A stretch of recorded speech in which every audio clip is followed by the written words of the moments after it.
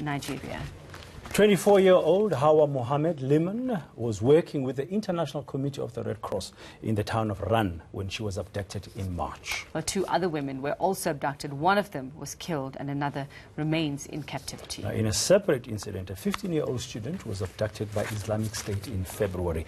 We're joined here in our studios now by Red Cross spokesperson Tendai Sengwe. Tendai, good morning. Not good news indeed coming out of Nigeria. Is there any clarity yet? Is the Red Cross clear about why is this happening? Good morning to you, good morning to the viewers. It's very unfortunate and very sad news. Our colleague was 24 years old, committed to what she did as a midwife, a health worker, helping to bring life into this world and help others. We don't understand. It's senseless, it's brutal, and it ultimately prevents the communities who she was helping to serve with others from receiving life-saving health care that they need. Did the abductors make any demands at all to the Red Cross? Well, even if they do make demands, our policy is not to negotiate with the abductors. Our policy is not to pay ransoms. Health workers are protected under the law.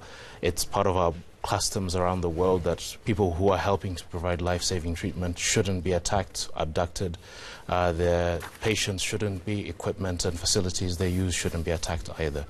So we used the channels that we had to try and tell them that, the abductors, to tell them that we were happy to have her back as soon as we could. But unfortunately, even though we made two appeals, one in September and one over the weekend, this senseless act of execution took place. Now, the Nigerian government, what has been the word from them? Has there been any response? What's been your communication with them about this? Well, we've been communicating through all the channels that are available to us. That includes the government and any other stakeholders who we can engage to try and get the community, our colleague back.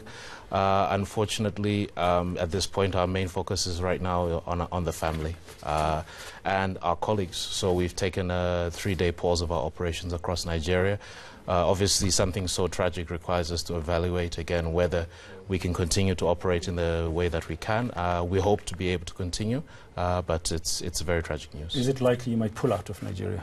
For the time being, we're just going to evaluate what's going on and make sure that we can continue to work as safely as possible. We take as many precautions as we can, but we are committed to continuing to work in Nigeria.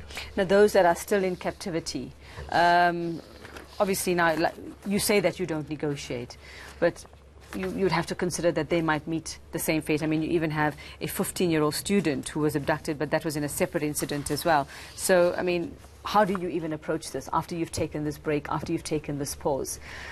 What are the things that you're going to have to consider here? Well, we continue to have a dialogue with them as far as possible. So we, everywhere where we work, we engage with all the stakeholders in the community, try and send messages to them to get them to understand why we're working there, why a health worker was there, and why we need our colleague back. So we will continue to press for the release of our colleague Alice, as well as Leah as well, who was also abducted. And it's really important that we have them back. Yeah. Tendai, thank you very much. We wish you good luck. That's Red Cross spokesperson Tendai Sengwe.